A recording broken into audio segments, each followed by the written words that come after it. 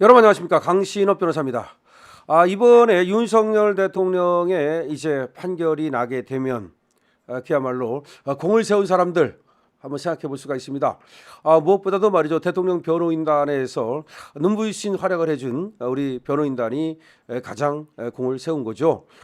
또 지금 뭐 여러 사람이 있습니다. 뭐 배진환 변호사도 있고, 거기가 사실은 가장 대표죠. 그다음 윤곽근 변호사, 그다음에 여러분들이 잘 아는 이번에 뜬 김계리 변호사 등도 지금 가장 큰 역할을 했다고 볼 수 있고요. 석동현 변호사 또 대통령 변호인단에 들어가 있고, 뭐 그거 말고도 여러 가지 리베로 역할을 하면서 또 언론 대응을 하면서 또 국민 변호인단에 또 단장을 하면서 그야말로 눈코 뜰 새 없이 정말 큰 역할을 했지요. 또 그거 말고도 여러 가지 또 이론적인 논거를 제시하고 그런 근거를 제시한 우리 헌법학자들 허용 교수님, 이인호 교수님 등등, 그야말로 또 황현호 또 변호사님, 하여튼 많은 분들이 노력이 있습니다 뒤에. 뿐만 아니라 또 이제 언론 쪽에서 열심히 해준 더 파블릭을 비롯해서 더 스카이 데일리라든지 또 아시아 투데이라든지 하여튼간에 FN 투데이 다 열심히 했고요. 뿐만 아니라 또 우리 유튜브들, 그리고 광화문을 지킨 광화문 전사들, 정말 엄청난 노력을 했고 빛나는 전공을 거두게 될 겁니다. 이제 그런데 사실은 말이죠, 지금 제가 이제 한 사람을 여기서 특히 얘기를 하고자 합니다. 물론 지금 제가 얘기하지 않은 사람들 중에서도 엄청난 공헌을 한 사람이 있습니다만은 그분은 나중에 얘기하겠습니다. 그래서 일단 한 사람을 이제 얘기하고자 하는 사람은 김계리 변호사입니다. 김계리 변호사를 여러분들은 잘 모를 겁니다. 그리고 아마 그렇게 이름이 알려져 있던 변호사도 아닙니다. 그런데 저하고는 뭐 옛날에 제가 대한변협에서 활동을 할 때, 그리고 또 그 이후에 또 변협 선거가 있을 때 같이 선거운동도 하고, 뭐 그래서 저하고는 잘 아는 사이입니다만은, 김계리 변호사가 이제 결혼을 해서 아이를 낳고 육아를 하고 그런 것이 낳은 지가 얼마 안 됐다는 거죠. 2년도 안 됐습니다. 1년 좀 지났다고 본인이 얘기했죠.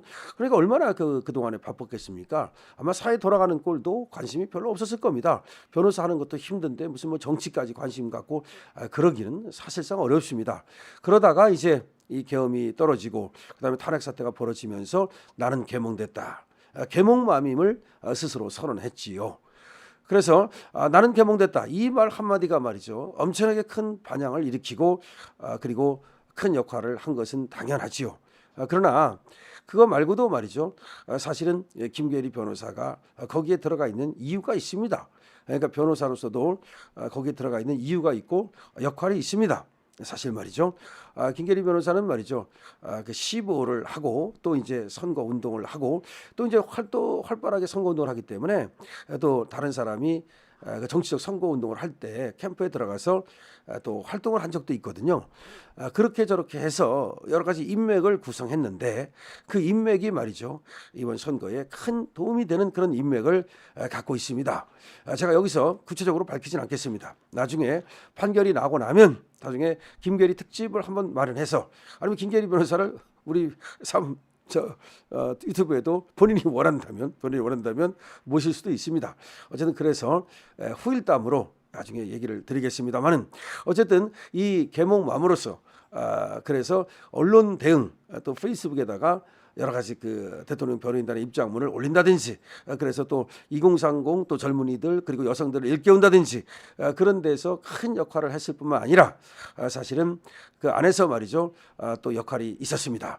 그 역할이 있었고, 근데 그 역할이 흔들리지 않는 어떤 그런 역할이었다는 거죠. 그리고 우리 보수 재판관들이 확실하게 말이죠, 그래서 중심을 잡고 절대로 저들 우대법 연구에 딸려가지 않도록 하는 그런 쐐기를 박는 그런 하나의 관계를 형성하고 있었다는 것이죠. 그것이 이제 나중에는 또 밝혀질 겁니다.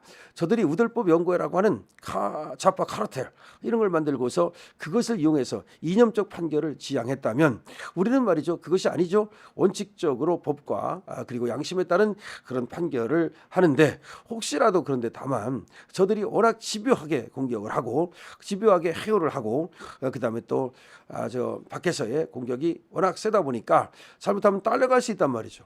바람이 불면, 태풍이 불면 잘못하면 딸려간단 말이죠. 그 딸려간 것이 언제냐고요? 박근혜 대통령 때 원래 5대 3였다는 거죠. 우리 편이 3명 있었다는 겁니다. 근데 그 3명이 딸려갔다는 겁니다. 딸려갔어요. 딸려가면 안 되는 거죠. 사실은 말이죠. 근데 딸려갔다는 겁니다. 근데 이번에는 딸려가지 않았습니다. 딸려갈 수가 없었습니다. 그런데 그런 어떤 딸려가지 않을 수 있는 그런 어떤 관계 이런 것들이 형성이 된 것도 하나 있습니다. 물론 그것이 전부라고는 말할 수 없지만 상당히 중요한 역할을 또 했다는 것이고요. 그리고 지금 또 원로들이 말이죠. 법조 원로들이 이번에는 큰 역할을 했습니다. 법조 원로들 그러니까 이 법원에도 말이죠. 유창종 검사님은 제가 말씀을 드렸잖아요. 유창종 검사님은 저 중앙지검장의 검사장을 했는데 그야말로 그 수사에 잘못된 거 이런 것들을 꼬박꼬박 짚었죠. 그 수사 잘못된 것이 바로 이쪽으로 증거로 넘어왔으니까 그 증거 잘못됐잖아요.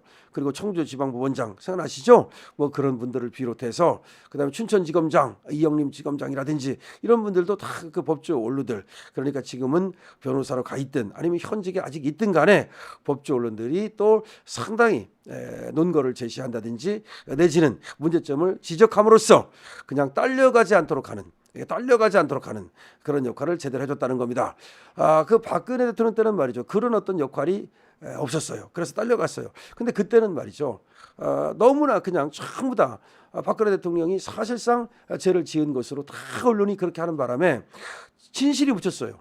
그러니까 박근혜 대통령 때는 말이죠. 박근혜 대통령을 도와주는 언론인들도 없었고 법조인들도 없었고 특히 언론인이 안 도와줬고 그러는 바람에 법조인들도 진실을 알지 못했고 그러는 바람에 사실상 박근혜 대통령을 도와주는 사람이 없었어요.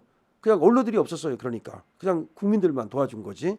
그러다 보니까 그게 참 지금으로 생각하면 그때도 지금처럼 그렇게 뭔가 문제점을 지적하고 사실관계를 지적하고 그런 분들이 있더라면 그렇게 험하게 당하지 않았을 거예요.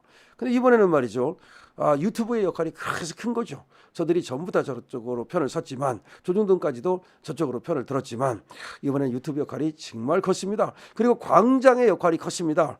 광장에서 그야말로 모든 것을 다 얘기를 하니까 그것이 또 방송 언론을 통해서 공개되고 그러다 보니까 우리 국민들이 속지 않았습니다. 국민들이 속지 않고 지지율이 뒷받침되니까 그러니까 이제 뭐 학자라든가 법조인들도 자신 있게 자신의 의견을 말할 수 있었죠. 그 전에는 이게 완전히 그냥 한쪽으로 딸려가니까 다시 말해서 뭐 100대 1이 되니까 한 사람 얘기해봤자 되지 않으니까 그냥 딸려가고 의견을 얘기하지 않고 그리고 숨어버리고 이렇게 됐던 거죠. 그래서 이번에는 사실은 모든 사람이 협동을 해서 그야말로 합을 이룬 그런 승리라고 저는 생각을 하는데 승리가 지금 나와봐야 하는 거 아닙니까? 맞습니다. 하지만 지금 이재명 무죄 때문에 걱정되는데요. 그거하고는 좀 다르다는 말씀을 드리고 일단은 우리가 승리를 예측해 보면서 승리가 될 경우에 여러 사람이 그 공을 세웠는데 특히 김계리 변호사에 대해서 지금 제가 적나라하게는 얘기를 하지 않았습니다만은 거꾸로 말하면 김계리 변호사가 들어간 이유가 있었고 그것이 사실상 제가 알고 있는 것이 있는데 우리가 좀 조심스럽게 승리를 예측할 수 있는 하나의 이유기도 하다. 이 정도 말씀을 드리겠습니다. 강신업 TV입니다.